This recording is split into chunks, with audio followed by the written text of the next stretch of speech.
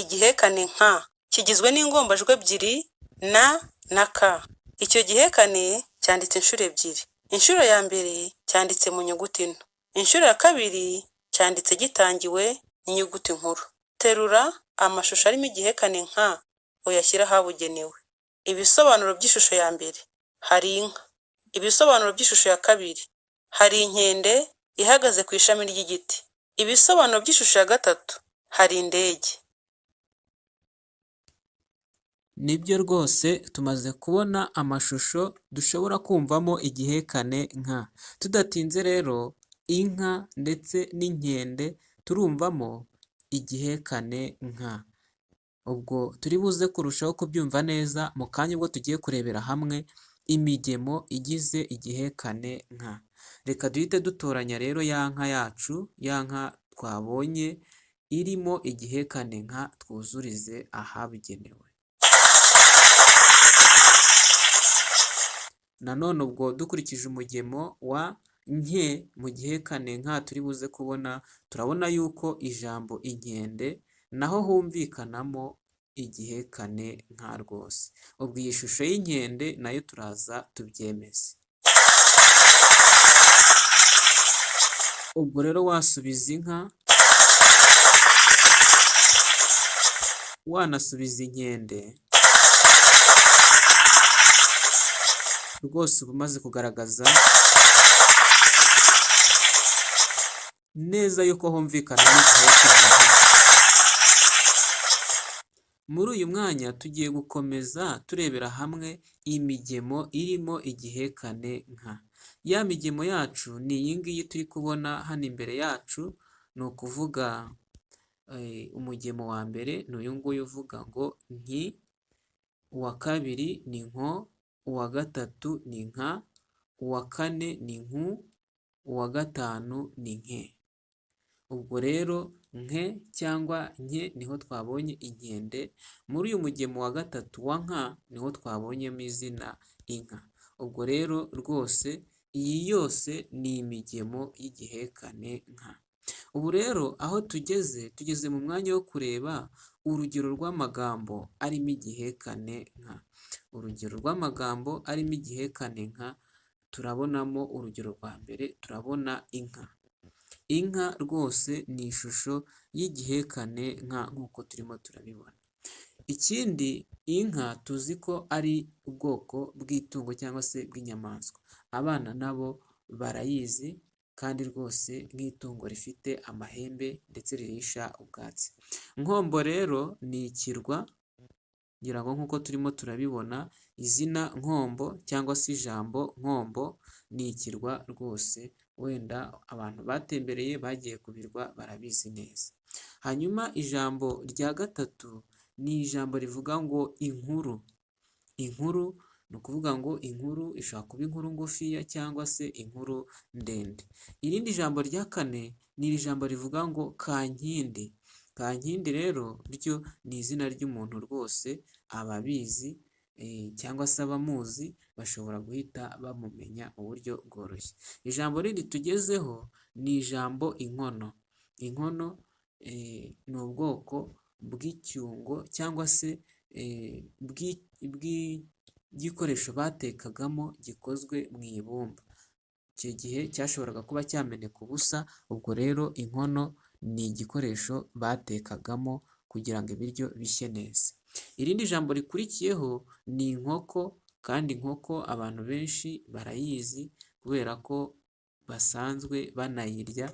Inkoko rwose ni itungo ritanga inyama kandi rigatanga amagi, mbese rigatanga umusaruro ku buzima bw'umuntu.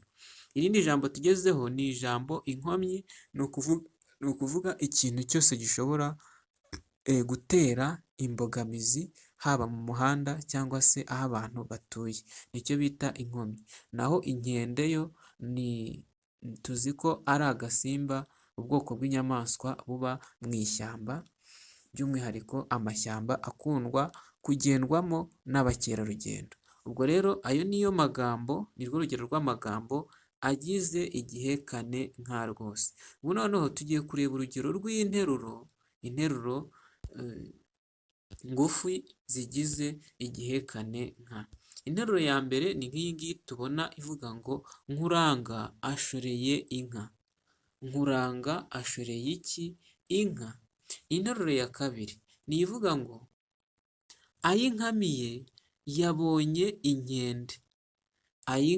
Ayinkamiye yabonye inkende. Ubwo wenda ni mu gihe yaba yayibonye uyu munsi ariko mu masaha yashize, ubwo ari mu gihe cyashize twavuga tuti ayinkamiye yabonye inkende. Hanyuma interuro ya gatatu ni iyivuga ngo Kankindi aroza inkongoro. Kankindi aroza iki? Aroza inkongoro. Rwose ibi ni byo tumaze kwibonera neza bigaragaza igihekane nka turimo turasuzuma. Ubwo rero uyu munsi ntabwo turi buze gutinda kubera yuko tumaze kwibonera neza igihekane nka turimo turasuzuma. Ikindi tumaze kubona amagambo, interuro zigize igihekane nka. Ubwo rero hano barimo baratubwira ngo mukore umwitozo muto woroheje, aho tugiye guterura amagambo arimo igihekane nka tukayashyira ahabugenewe. Amwe muri ayo magambo dufitemo rero ni aya ngaya. Dufitemo inkongoro, tukagiramo nkuranga, ikindi tukagiramo imyembe ndetse tukagiramo na kankindi. Ubwo rero tutagiye kure turabona ko mu ijambo inkongoro turabona ko harimo igihekane nka. Wa mugemo w'igihekane nka turawumvamo rwose. Ikindi nkuranga naho turumva ko harimo igihekane nka. Ubwo rero nayo nkuranga nawe turamuterura tumushyire hano. Ni izina rye ariko. Birumvikana ko mu ijambo imyembe nta gihekane nka rwose twumvamo. Ubwo rero uko twagira kose ijambo imyembe nta gihekane nka tuzumvamo. Hanyuma mu ijambo kankindi turabona ko naryo ari izina ry'umuntu, naryo turariterura turyemeze. Uyu munsi ntabwo twize byinshi ku bijyanye n'igihekane nka. Icyakora ubutaha tuzasuzumira hamwe igihekane gishya cyitwa nja, kandi rwose tuzarushaho gusobanukirwa ibintu byinshi. Uyu munsi twirinze kuvuga ibintu byinshi, ariko niba utarakora subscribe ndizera yuko uri buze kuyikora. Niba wifuza ko abana bajya bakomeza kubona amasomo meza nk'aya ngaya, ku buryo n'ubutaha bazongera bakayabona, bakabona hakurikira, kuko turi hafi kugera ku mwaka wa 3 w'amashuri abanza, turebera hamwe ikinyarwanda biga, kandi rwose bizakomeza gufasha n'abakiri hasi, haba mu wa 2 ndetse mu wa 4, mu wa 5 yewe no mu wa 6. Uko igihe kidushobokera tuzajya dukomeza kubategurira amasomo meza nk'aya ngaya. Ubwo rero nirinze yuko iri somo rikomeza kuba rirerire. Mukomeze mugire ibihe byiza, naho ubutaha rwose.